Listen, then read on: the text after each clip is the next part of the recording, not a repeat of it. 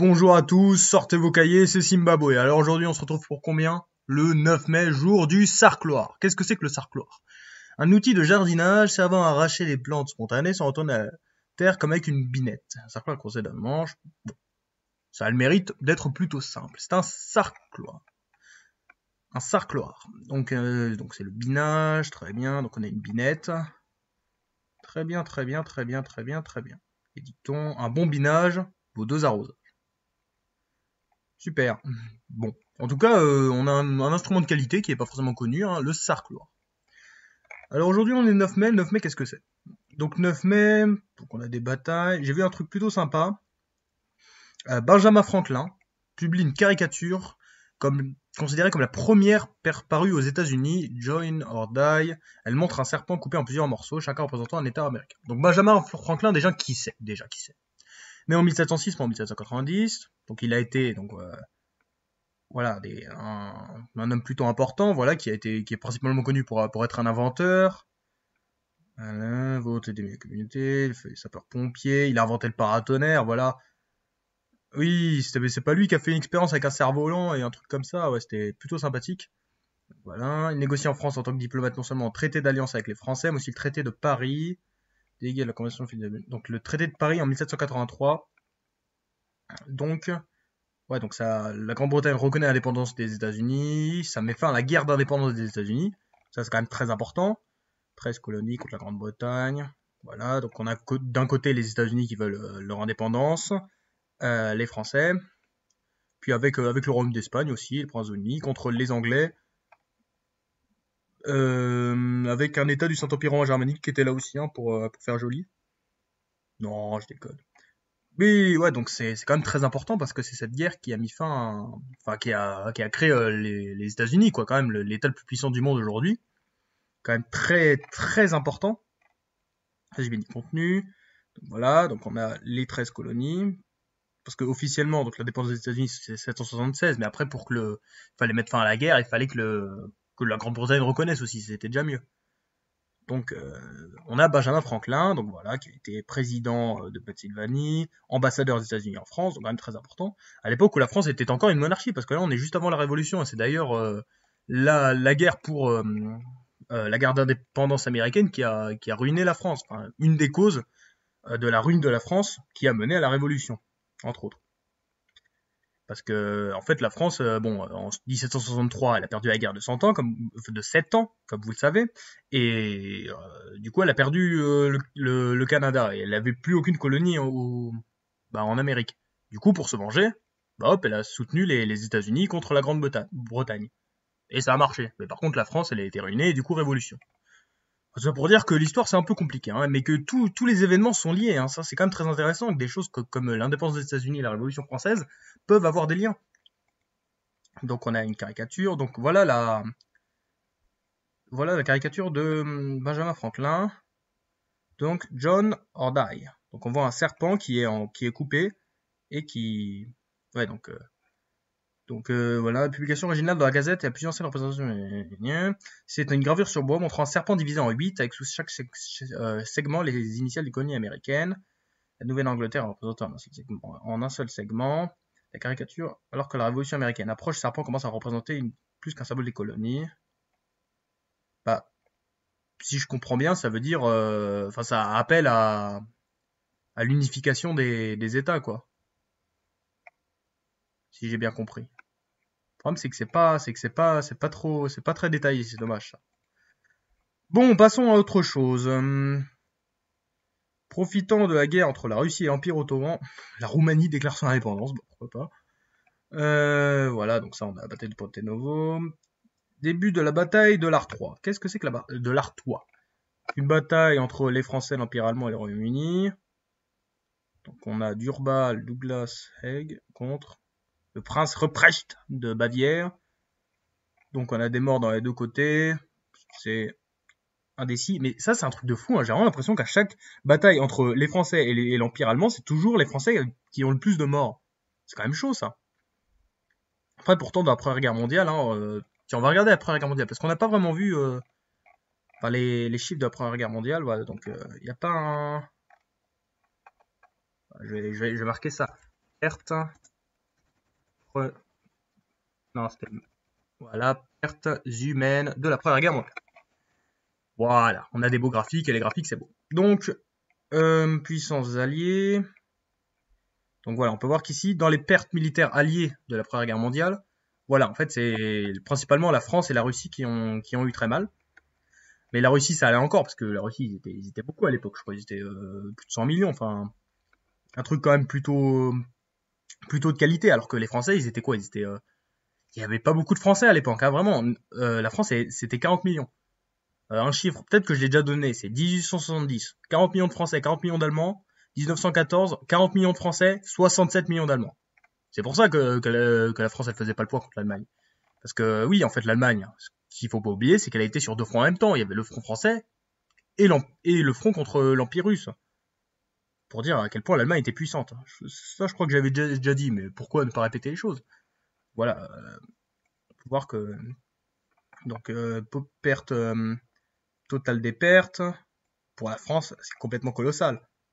L'Empire russe aussi, mais l'Empire russe, ils étaient plus nombreux.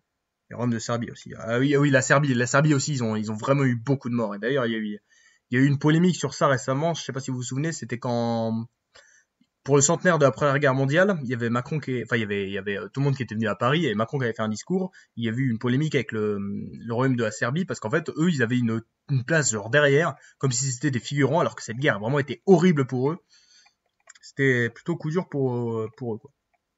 Donc, et sinon, de l'autre côté, ouais, l'Empire allemand, c'était chaud pour eux aussi. Et l'Empire ottoman aussi, hein, quand même, ça fait mal. Alors, bref, de toute façon, la guerre, ça fait du mal partout, hein. Très intéressant.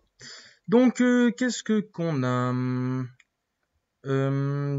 fin de la bataille de Nanchang.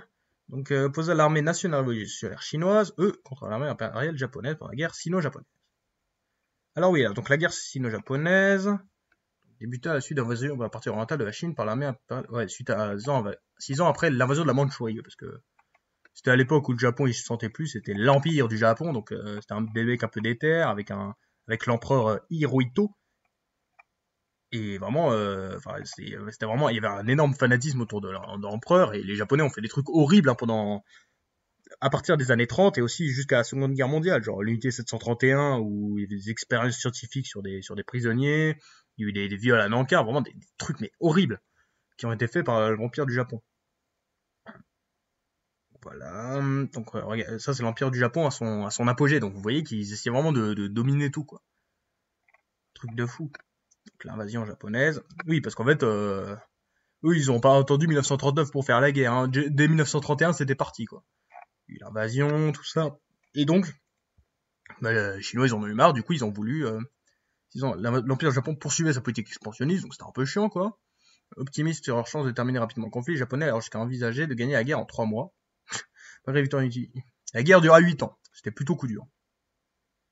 L'attaque japonaise provoqua une trêve dans la guerre civile, qui opposait depuis 10 ans, très bien.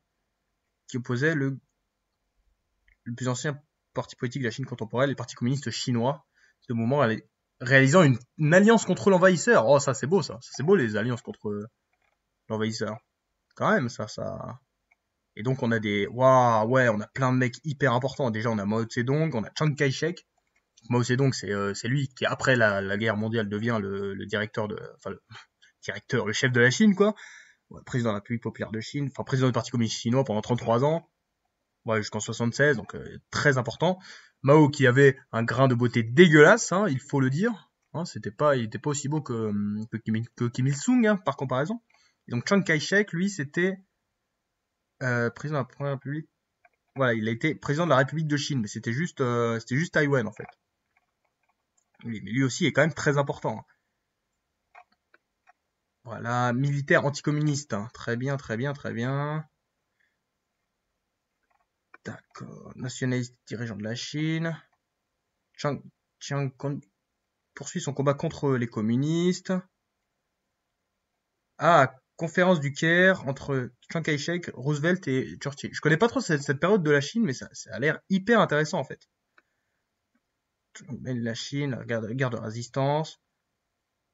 De sa position à l'intérieur du pays, ça fait comparativement à celle de Mao, parce qu'au final c'est Mao qui a gagné, parce que c'est quand même lui qui a été qui a dominé la Chine, quoi. Et ensuite, il s'est replié à Taïwan. Donc, il y a eu quand même un grand combat entre Chiang Kai-shek et Mao Zedong que Mao a gagné. Donc, et donc la Chine est devenue communiste. Wow. Et lui, c'est Zhou Enlai. Alors Zhou Enlai aussi, c'est un type important. Je sais plus pourquoi il est important. Donc, ouais, bah, c'est la même époque que Mao, vice-président du Parti communiste chinois. Ouais, il était premier ministre, donc c'était le bras droit de Mao. D'ailleurs, ils sont morts tous les deux en 76, ouais, bah, à quelques mois d'intervalle. Très intéressant, très intéressant. Parce que là, on va pouvoir voir les présidents du Parti communiste chinois, parce que ça me semble plutôt important. Parce que la Chine est quand même un pays plutôt important. Donc on a Mao Zedong. Voilà. Puis ensuite, bah, après Mao Zedong, je crois c'était comment il s'appelle Zhou Enlai, d'accord. Lui qui est juste après, enfin qui était. Et voilà, on a Deng Xiaoping. Deng Xiaoping aussi qui est un dirigeant très important de l'histoire de la Chine. Parce que bon, en fait, il a vécu 92 ans, donc c'est un truc de fou. Le mec a fait sa jeunesse en France. Regardez, dans les années 20, vous vous rendez compte, vous vous baladez dans les années 20, vous voyez lui. En fait, vous vous rendez pas compte que ce type va être hyper important plus tard, mais ça, c'est quand même magnifique de voir des gens comme ça. Il y avait aussi, par exemple, Ho Chi Minh, je crois qu'il faisait des études en France. Enfin, des petits communistes, là, dans les années 20-30, comme ça, qui arrivaient l'air de rien et qui allaient mettre le sbeul en Asie. Truc de fou. Regardez tout ce qu'il a été premier secrétaire, premier ministre, vice-président du Parti communiste. Donc pendant toute l'ère Mao, puis ensuite, après ça a été le dirigeant, voilà. Voilà, plus tard numéro 1 de la République populaire de Chine pendant 14 ans. Quoi que retiré ensuite des affaires, demeura un référent pour le régime jusqu'à son décès. Et c'est lui qui a fait la modernisation du pays après l'ère Mao, comme étant l'origine du développement économique de la Chine actuelle. Très intéressant. Et donc ensuite, on a eu Jiang Zemin. Donc Jiang Zemin, qui est-ce que c'est? Président, voilà. Admirateur de la culture française, n'est-ce pas magnifique? Un homme très intéressant aussi, qui est toujours en vie d'ailleurs. On a Hu Jintao, qui est resté aussi 10 ans, hein, tranquille. Voilà, il reste 10 ans, comme ça c'est simple à retenir. Voilà, encore en vie, lui tranquille. Très bien, très bien, très bien. Et enfin, donc on a Xi Jinping, qui est le dirigeant actuel de la Chine aujourd'hui, qui se porte bien, voilà. Je crois, récemment, il a pu obtenir le fait de pouvoir se représenter à des élections. Parce qu'avant, on n'était pas sûr qu'il puisse rester éternellement. Mais maintenant, ouais, par ailleurs, la pensée de Xi Jinping est inscrite dans la doctrine et la constitution du Parti communiste chinois, un privilège jusqu'ici réservé à Mao et Deng Xiaoping. Donc vous voyez, en fait, peut-être que c'est comme le dirigeant le plus puissant, le plus autoritaire de Chine depuis Mao. Quand même. Et le mec, la doctrine et la constitution du Parti communiste chinois. Donc c'est quand même un type très important, hein, Xi Jinping. Et il va le rester parce qu'il est encore... parce qu'il va pas partir de sitôt. Enfin, même s'il y a quelques critiques contre lui, mais pour l'instant, il gère bien. D'ailleurs, il ressemble à Winnie l'ourson. Bon, trêve de plaisanterie, bon. On va pouvoir finir, on a plein de trucs, donc qu'est-ce qu'on a concrètement? Déjà le binage. Enfin, l'abinage. Le binage, voilà, pour cultiver les sols. Un sarcloir. Faut retenir Join or Die, la toute première caricature aux États-Unis avec Benjamin Franklin, un homme de qualité, à la fois scientifique et homme politique, comme quoi on peut faire les deux. La guerre d'indépendance aux États-Unis, très important, on peut relier ça à la Révolution française. De toute façon, on peut tout relier en histoire, même si des fois c'est un peu farfelu évidemment. Le traité de Paris, très important en 1783. Les pertes humaines de la Première Guerre mondiale. Retenez l'histoire avec les Serbes aussi, ça c'est important, très important. Donc une bataille de l'Artois avec souvent plus de morts du côté français. Hein. Ensuite l'Empire du Japon, très important, Chiang Kai-shek, Xi Jinping, enfin tous ces noms que j'ai cités, vous les retenez s'il vous plaît, hein, ce serait bien. Hu Jintao, Jiang Zemin, Deng Xiaoping, Mao Zedong, Zhou Enlai, voilà. Donc voilà, et la guerre sino-japonaise entre deux énormes pays, un truc de fou, hein, qui a terminé par un coup dur pour le Japon. Bon bah, je pense qu'on a fini, hein. Si vous avez aimé la vidéo, bah concrètement, qu'est-ce que vous faites? Bah, vous vous abonnez, vous lâchez des pouces bleus et vous lâchez des commentaires de qualité. Bon bah on va dire que c'est fini. C'était Zimbabwe. Merci beaucoup. Bisous.